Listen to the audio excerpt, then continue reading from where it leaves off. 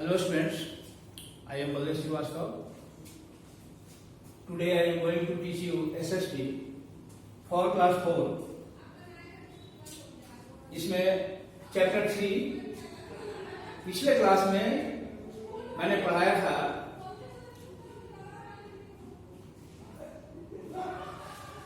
Basin के बारे में कि तीन प्रकार की बेसिन हैं, Sutlej basin, Ganga basin and the Brahmaputra basin. Okay, chapter का नाम है द ग्रेट नॉर्दर्न प्लेन्स। तो बेसिस में बताया था कि गंगा जो है वह गंगोत्री से निकलती है और मैदानी भागों से होकर के बहती है।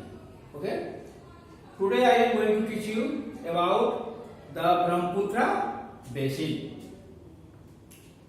The river rises in Tibet. ये तिब्बत जो है यह तिब्बत में निकलती है, तिब्बत से यह निकलती है। कौन? ब्रह्मपुत्र नदी।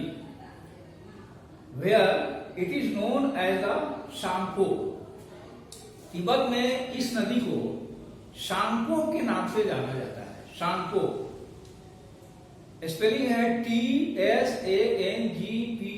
शांगपो, टी छुपा हुआ है, इसको हम शांगपो पढ़ते हैं, तो इसको हम शांगपो के नाम से जानते हैं। Where it is known as the Tsangpo. Okay, it then flows eastward. इसके बाद यह पूरब की तरफ या रुख करती है, पूरब की तरफ यह बहती है। एंड इंटर्स इंडिया, और भारत में यह प्रवेश करती है।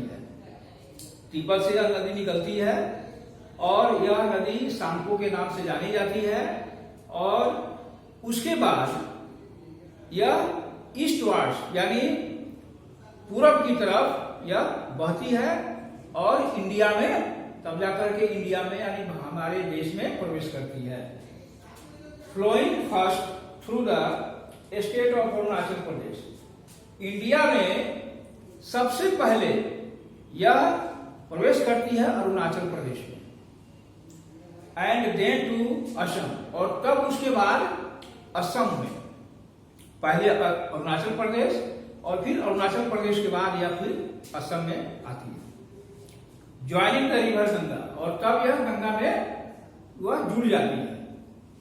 यह जो ब्रह्मपुत्र है यह तिब्बत से यह निकलती है, जिसको शांगपो के नाम से जानते हैं, और फिर अरुणाचल प्रदेश में प्रवेश करते हुए उसके बाद असम में आती है और फिर उसके बाद वह गंगा में वह जुड़ जाती है।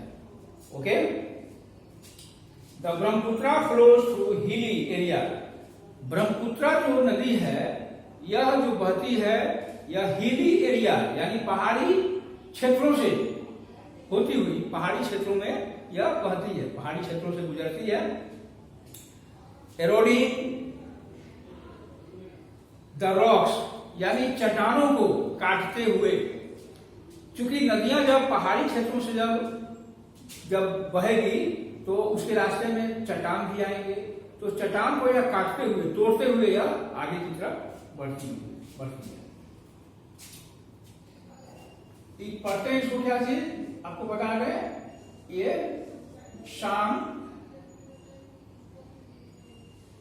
शांगपो, इसको हम कहते हैं Tsangpo.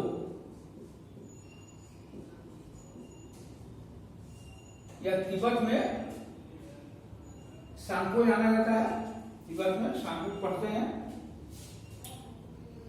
Then depositing the soil, चट्टानों को काटते हुए तोड़ते हुए बढ़ती है और यह डिपोजिट यानी यह जमा करती हुई जाती है।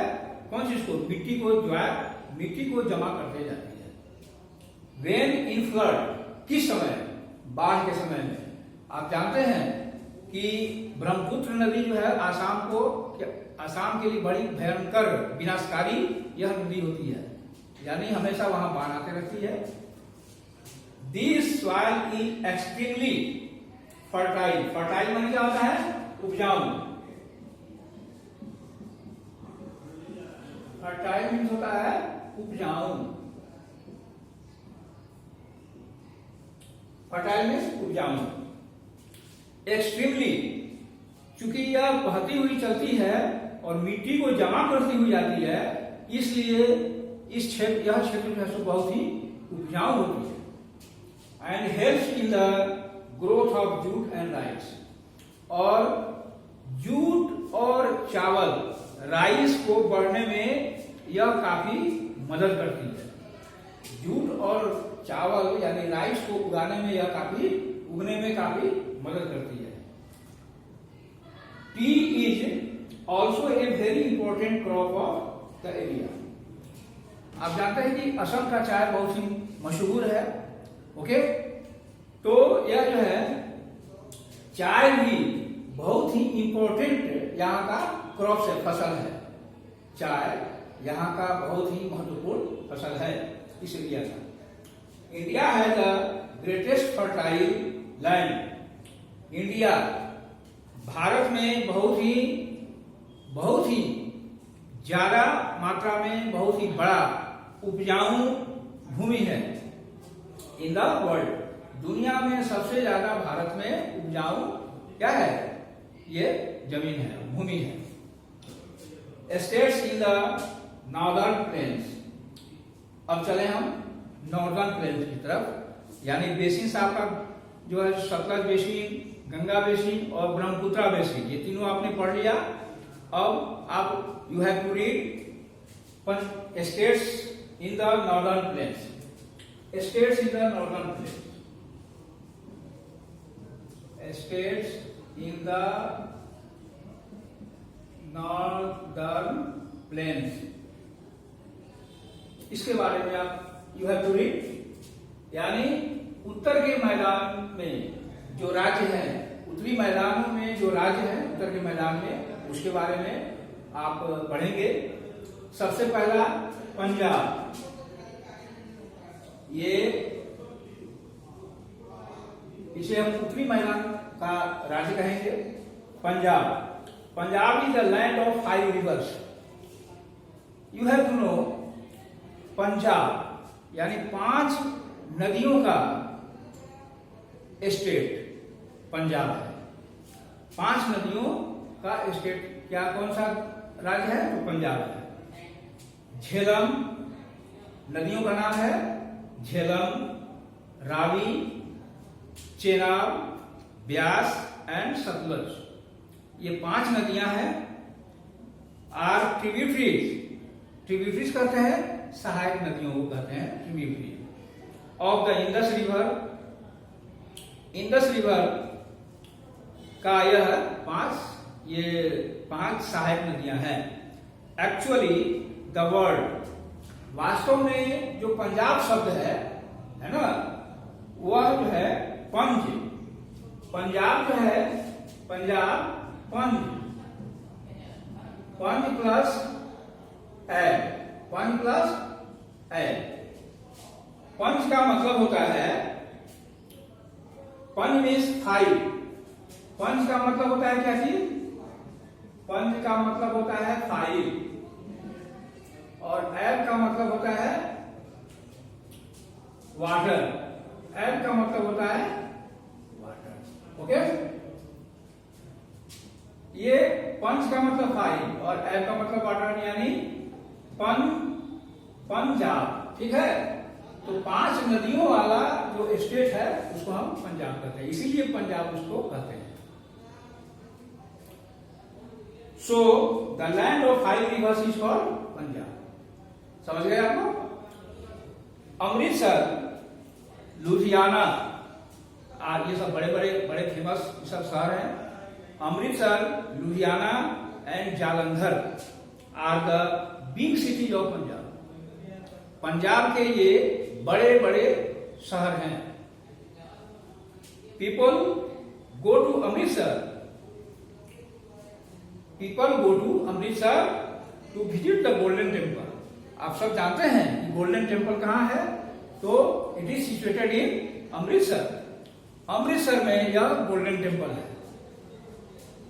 सिखों का यह बहुत बड़ा मंदिर है, बहुत बड़ा मंदिर है यह सिखों का, जिसको हम गोल्डन टेम्पल कहते हैं। गुरुद्वारा है। हरियाणा, हरियाणा पंजाब हो गया एक, और दूसरा हो गया हरियाणा।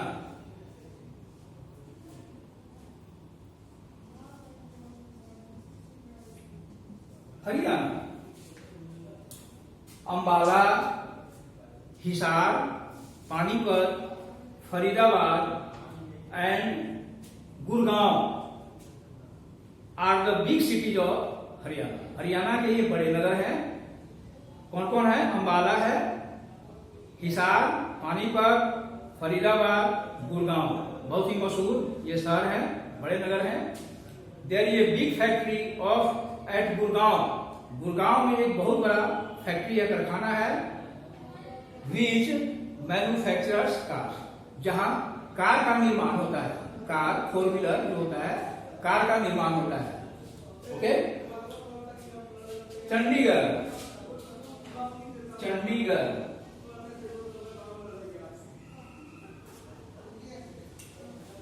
चंडीगढ़ जो है is the common capital of Punjab. ये चंडीगढ़ जो है ये the capital of Punjab, capital of Punjab. Haryana, Punjab and Haryana. Haryana का कैपिटल चंडीगढ़ और पंजाब का कैपिटल चंडीगढ़। और इस चंडीगढ़ को हम यूनियन टेरिटोरी भी कहते हैं, यानी संघीय राज्य कहते हैं। ठीक है। It is a well planned model city of India. Bharat में जितने भी नगर बसे हैं, इसमें सबसे सुंदर योजना नियोजित यह नगर है। सबसे सुंदर नगर है यह, और बड़े ही ढंग से इस नगर को बसाया गया है। अब आप बढ़ें उत्तर प्रदेश।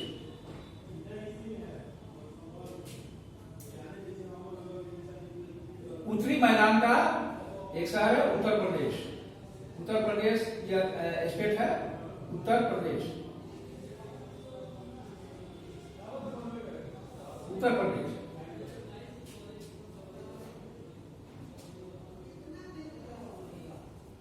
उत्तर प्रदेश यह स्टेट है। ठीक है। Uttar Pradesh is one of the largest and most populous states of India. सबसे घनी आबादी वाला और सबसे बड़ा नगर, सबसे बड़ा स्टेट क्या है? उत्तर प्रदेश है। ओके।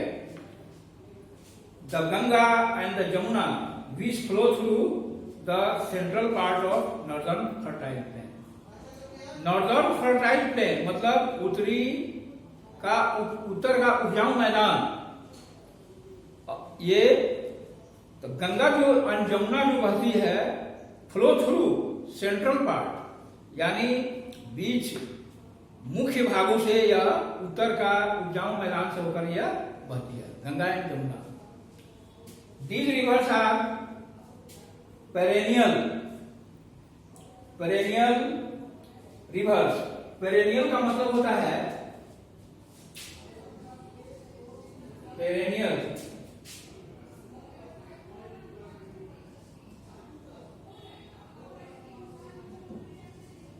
पेरेनियल का मतलब होता है अस्थायी।